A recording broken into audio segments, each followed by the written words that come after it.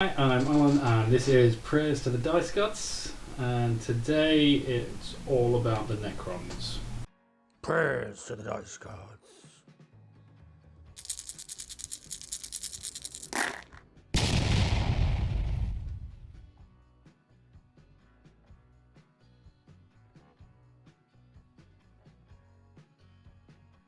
Can I paint 5,000 points worth of Necrons in less than 2 weeks before Indomitus arrives? No. No, I can't. It's too many models. For this one, there's a lot of limitations. This is an army for somebody that's autistic. It needs to be done in a way they can replicate it if they want to, in the event that they actually want to sit down at some point and want to paint a model for themselves. So it needs to be able to fit in easily. It's only 2 weeks. I've got to cut as many corners as I can. So I have to set a series of rules first. One of the main ones here is if it can be done with a contrast paint, do it with a contrast paint. If it's a wire or a cable, anything like that, it's black. We're going to do basic sketch highlighting, which, to be honest, doesn't look that great. I will go back and fix at some point. The thing that I realised quite quickly was, even though the main colour is a contrast paint, when you put it onto a vehicle, it looks horrendous. The big flat plates are just awful to work with. So I had to get hold of an airbrush. So I got hold of the airbrush. I did 1 coat. Looked crap. I did 2 coats. It still looked crap. On the 3rd coat, something interesting happened, and we ended up with the shiny purple Necrons. This was interesting because it meant I had to change the original colour scheme that I'd designed and done the test models on, which was to do the contrast paint, make us purple, and then it was blue for the weapon and any of the glowing effects, so the eyes, the chest, the gun, the rod, were all done in blue. With shyish purple for the shoulders. Once we got this new effect, it became clear that the colour scheme wasn't going to work quite as well. So I did a new test model quickly and did that with green, which for the first time ever, my son, who has had this army on and off for the last 10 years, actually was excited about the paint scheme. This was a horrible model to paint. What can I say? There's nothing I liked painting about this model, especially when you've got to do it quickly. It is awful, but when it's done, it's a very pretty looking model. It looks great on the battlefield, especially when you surround it with lots of other painted models. This being one of the few models he actually requested that I get painted as part of the thing, even if I couldn't get to everything else.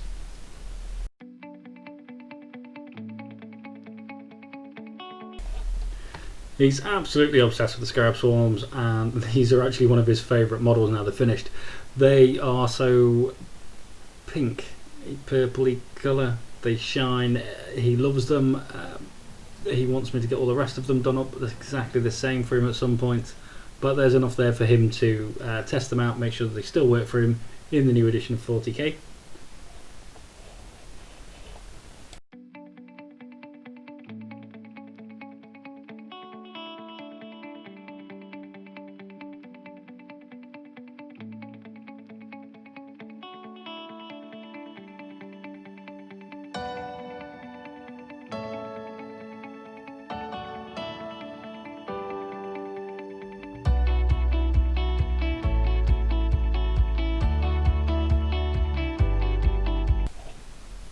This is the only model in his entire 5,000 point Necron army that he actually had a request as to what colour it was painted, which I was fine with. He said he'd like it to look exactly like Games Workshop had painted it on the website. So I jumped on, I had a look. Obviously there's no way I was going to manage a paint job that good that fast, but I did notice the colours are fairly simple, done with a couple of contrast paints, black and Space Wolves grey for the skin, and then it was just pick out a couple of details with a few other colours, done.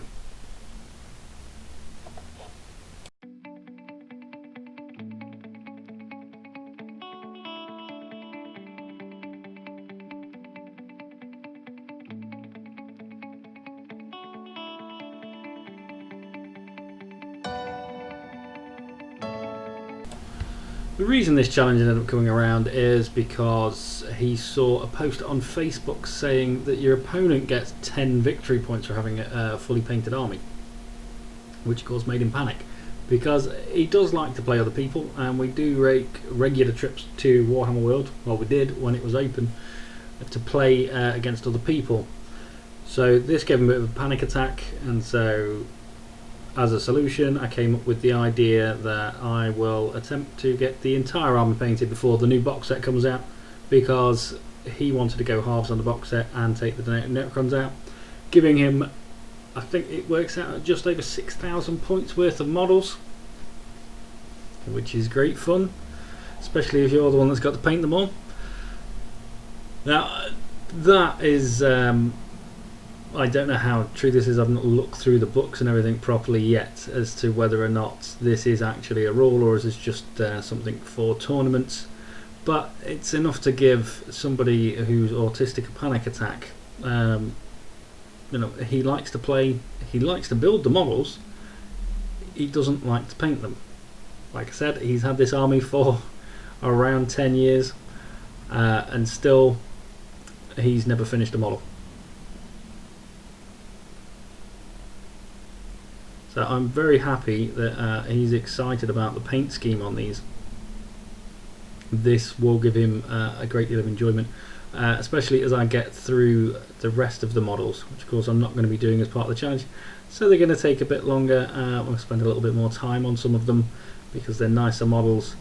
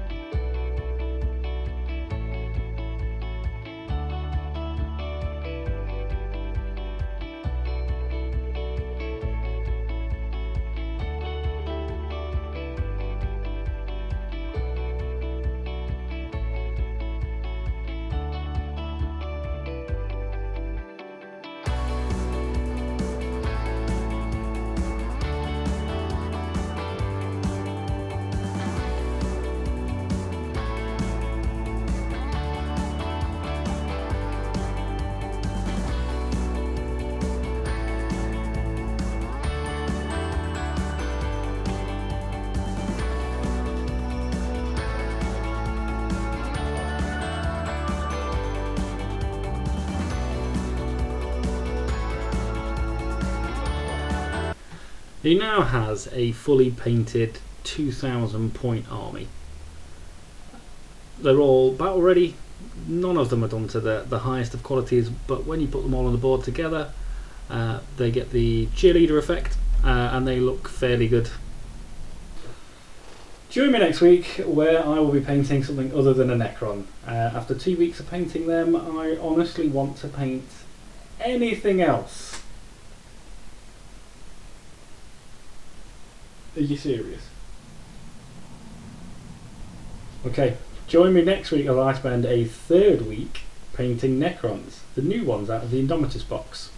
These ones will make a little bit more special. Don't forget to subscribe and click on the bell icon so that you get all of the notifications as and when the new videos are released. The Dice Gods favour the painted army,